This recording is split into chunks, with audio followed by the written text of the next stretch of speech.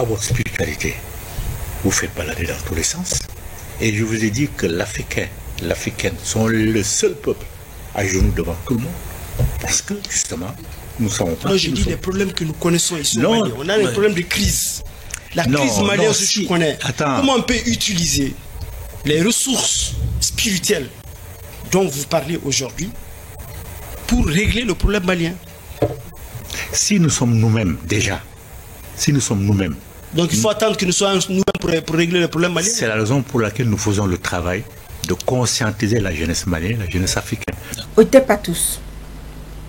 On dit souvent, chez nous, qu'un ancêtre qui meurt est une bibliothèque qui brûle.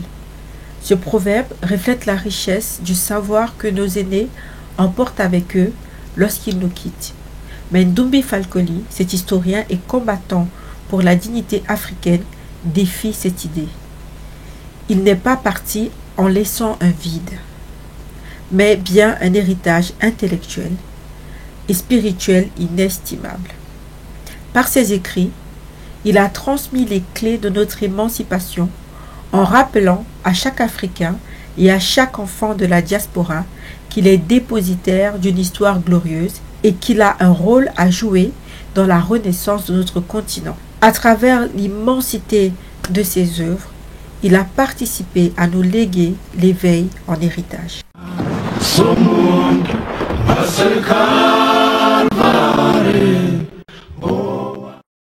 Otep à tous et bienvenue dans ce nouvel épisode de l'éveil en héritage, le podcast dédié à l'éveil de la jeunesse africaine. Aujourd'hui, c'est un épisode spécial. Je vais rendre un hommage à notre grand aîné, Monsieur Ndoumbi Falcoli, qui nous a quittés récemment.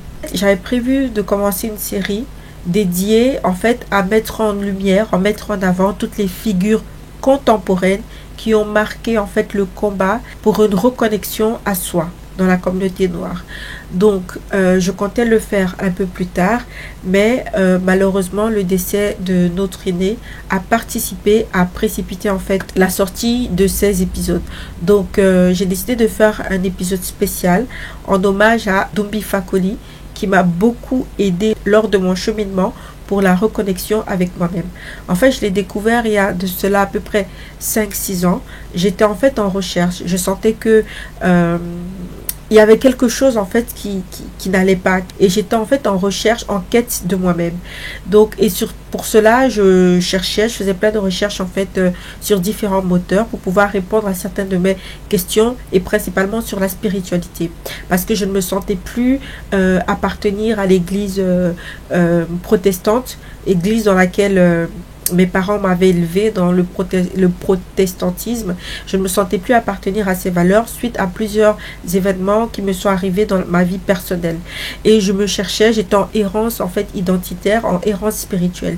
Et les vidéos de Monsieur Ndoumbi Falcoli m'ont été recommandées, et franchement j'ai dévoré. J'étais très très impressionnée par la connaissance qu'il avait. En fait, c'est la première fois pour moi de voir un homme noir qui déclarait ouvertement le fait que les religions qui étaient actuellement en Afrique étaient des religions qui étaient imposées et qui ne répondaient pas spécialement à nos besoins, à nous en tant qu'Africains. Et ce sont des religions qui ont participé en fait à nous déconnecter de nous-mêmes. En fait, c'est comme si j'avais pour une fois dans ma vie des réponses à mes questionnements. Et puis l'année dernière, j'ai appris l'arrestation de son emprisonnement en fait de notre aîné Ndoumbi Falcoli. En fait, j'ai été très étonnée de cela. Puis en fouillant pour essayer de comprendre pourquoi il avait été arrêté, j'ai compris que c'est parce qu'il avait blasphémé des livres chrétiens et musulmans, la Bible et le Coran. Et donc c'est la raison pour laquelle il avait été emprisonné, parce que voilà, il faut savoir que le pays dans lequel il vivait, c'était le Mali, et le Mali, c'est un pays musulman, c'est un pays dans lequel on ne peut pas blasphémer avec la religion. Il y a quelques jours, j'apprends son décès, je ne m'y attendais pas, donc j'ai repris mes recherches en me demandant pourquoi il est décédé, est-il décédé en prison, etc. Parce qu'entre-temps, je n'avais plus entendu parler de lui. Pourtant, j'étais abonnée à ses réseaux sociaux, mais je ne voyais plus ses publications. Et donc récemment, quand j'ai appris son décès, je suis allée regarder sur Internet quelles étaient les causes de son décès, etc. J'ai essayé de fouiller. J'ai découvert énormément de choses sur lui. En fait, vraiment, c'est une bibliothèque. Ce monsieur-là, c'est une bibliothèque parce qu'il a fait un travail monstrueux. Comme je le disais en introduction de cette vidéo, cette bibliothèque-là nous a été léguée en tant que jeunesse africaine. Je pense qu'il faut qu'on puisse continuer le travail de ce grand monsieur. C'est comme ça qu'aujourd'hui, j'aimerais vulgariser en fait son personnage pour tout le monde, pour que tout le monde puisse comprendre et mieux le connaître, également pour que nous puissions tous ensemble continuer en fait à propager son héritage. Découvrons ensemble l'histoire de notre aîné Doumbi Fakoly. C'est moi, je me définis, comme on me définit d'ailleurs, comme malien d'origine, sénégalais d'adoption, panafricaniste par conviction et citoyen du monde noir par devoir de combat. Donc je suis à la fois un disciple de Cheikh Anta Diop et de Marcus Garvey. Doumbi Fakoly est né en 1944. En fait, il est né au Mali, mais il a grandi au Sénégal.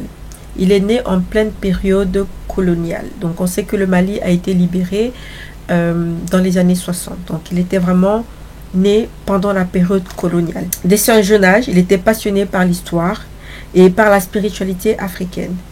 Il a été influencé par plusieurs leaders africains, dont Cheikh Anta Diop, également Kwame Nkrumah. Après avoir exercé quelques années en tant que banquier, il n'a pas su résister en fait à l'appel de la réalisation de sa mission de vie, qui était de participer à l'éveil des consciences sur nos spiritualités africaines.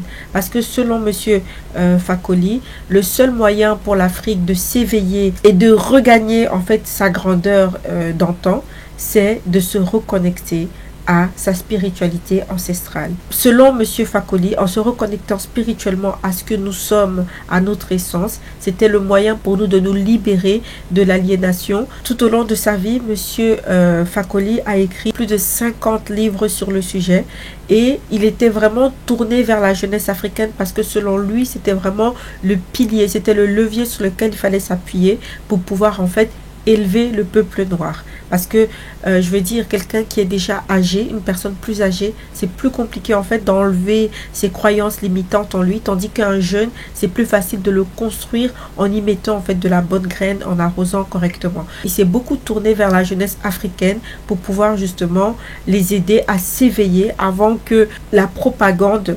des colonisateurs ne puisse trop entrer en eux. Il a écrit des œuvres majeures telles que les bases spirituelles du panafricanisme et la Bible noire, qui remettent en question la domination spirituelle étrangère en Afrique. Il démontre que l'unité africaine doit passer par un retour à la spiritualité ancestrale, souvent marginalisée par la colonisation et les religions importées. En fait, il croyait que pour libérer l'Afrique, il fallait d'abord libérer les esprits. Dans son ouvrage Retour au cas, en fait, il explique le lien en fait que les Africains ont avec leurs ancêtres en fait. Et donc il appelle ça en fait le cas. Un de ses livres, d'ailleurs celui-là j'ai essayé de l'acheter mais il n'est plus disponible, il n'est malheureusement plus disponible sur Amazon. Si quelqu'un sait où je peux me le procurer, franchement je serais bien preneuse parce que c'est un livre qui pourrait vraiment correspondre au thème que j'aborde ici sur cette chaîne. En fait, le livre c'est Complot contre la jeunesse africaine. En fait, c'est un livre qui dénonce les stratégies systémiques qui ont été mises en place pour maintenir l'Afrique et sa jeunesse dans un état de soumission. Ce livre, c'est un plaidoyer passionnant pour réveiller les consciences et des jeunes Africains aux défis contemporains qui menacent leur avenir et leur développement. Il analyse en fait avec perspicacité le mécanisme sociopolitique, culturel qui selon lui contribue à étouffer la jeunesse africaine. Dans ce livre, il aborde des thèmes comme la colonisation mentale et culturelle, les pièges de la mondialisation, l'importance de l'éducation et de la culture, l'émancipation économique des jeunes et également les religions importées et la déconnexion spirituelle. Il fait un appel vibrant à la révolte intellectuelle et culturelle. Il pousse en fait les jeunes africains à se libérer des chaînes coloniales et mentales et à embrasser leur héritage culturel pour contribuer à la renaissance du continent. Et également, dans un autre de ses ouvrages, la Bible noire, en fait, il interpelle l'Afrique à relire les textes religieux imposés à travers une perspective critique, insistant sur la nécessité de rejeter les doctrines qui aliènent les Africains de leur propre héritage. Au-delà de ses écrits, Doumbé Fakoli était également un militant infatigable pour la cause africaine. En 2003, il a été arrêté et emprisonné parce qu'il aurait blasphémé après avoir dénoncé publiquement l'influence néfaste des religions importées. Ce geste a été considéré par les plus hautes instances du Mali comme étant un geste très blasphématoire, dont cela lui a valu de faire un tour en prison. De Bamako, de manière perfide, de manière sournoise, et je dirais même de manière inhumaine, a tout fait pour s'asseoir sur la liberté du doyen. Et je vous dis bien, de manière illégale. Ça, je le dis haut et fort. De manière illégale. C'est une abomination. Je n'avais jamais rencontré ce cas de figure. J'étais très surpris d'ailleurs. Et je lui ai demandé quelle est la disposition légale sur laquelle il s'appuie pour empêcher que le doyen sorte. Il m'a dit que la loi, je suis des juristes, un juriste raisonne sur la base d'un texte de loi. Il a été incapable de me fournir ce texte de loi. J'ai donc compris qu'il y avait autre chose qu'une procédure judiciaire normale derrière le doyen. En fait, c'est l'acharnement. Je l'ai compris. Ceci dit, on revient à l'audience qui a suivi, l'audience proprement dite. Il fallait débattre même sur les questions de droit qui ont conduit le doyen en détention provisoire. Et je vous assure que c'était vraiment une audience courue parce qu'il y avait un monde fou à cette audience. Et le parquet même, de manière, du moins le représentant du ministère public qui est à l'audience ce jour-là, de manière sibylline, a compris qu'il ne fallait pas arrêter le doyen en prison, même comme il a requis à son enfermement. Moi, j'ai donc pris le contraire. Et fort heureusement, des décisions ont été rendues. Et je peux vous dire qu'il y a eu des pressions. Et je remercie d'ailleurs Madame le juge ce jour-là qui a fait preuve d'une certaine hauteur. Son décès récent a été une onde de choc pour la communauté panafricaine.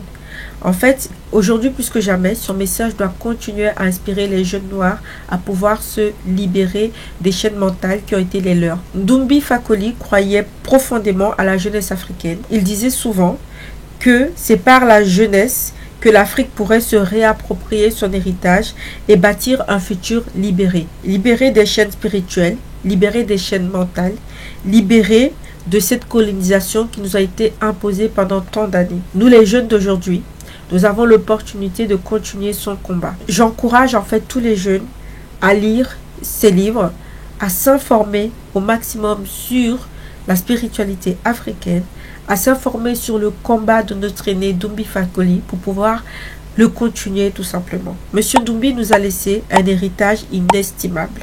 Un héritage qui appelle chaque Africain, où qu'il soit dans le monde, à se lever et à embrasser ses racines, à continuer le combat pour une Afrique unie, libérée et fière de son identité. Doumbé Fakoli n'était pas seulement un historien, il était une sentinelle. Il a veillé sur notre mémoire collective et nous a laissé des outils pour bâtir l'avenir. Aujourd'hui, c'est à nous, la jeunesse africaine, de relever ce flambeau, que son œuvre continue de nous inspirer, de nous guider et de nourrir en nous la volonté d'une Afrique libre, consciente de son passé et résolument tournée vers l'avenir. Ne laissons pas ces écrits se perdre dans l'oubli. Prenons-les comme des armes pour notre combat, pour la dignité et la souveraineté de l'Afrique. L'Afrique se relèvera. Et nous en serons les acteurs. Que l'esprit de M. Fakoli puisse nous accompagner durant ce cheminement. Paix, paix, paix.